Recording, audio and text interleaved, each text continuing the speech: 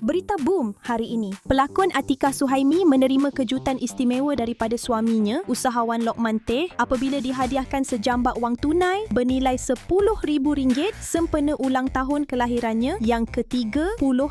Momen manis itu mencuri perhatian peminat selepas dikongsikan di Instagram miliknya pada Isnin. Atikah meluahkan rasa terharu dan berasa sangat dihargai dengan kejutan tersebut. Pada masa sama, dia turut berkongsi bahawa sebelum ini sering menerima nasihat daripada orang sekeliling supaya berkahwin lebih awal kerana kehidupan berumah tangga dikatakan menyeronokkan. Kini, Atikah mengakui dia benar-benar memahami maksud nasihat tersebut selepas merasai sendiri kebahagiaan berkeluarga. Untuk rekod, Atikah dan Lokman mendirikan rumah tangga pada 21 Januari 2024 dan dikurniakan seorang cahaya mata perempuan, Laila Mulante, yang kini berusia setahun.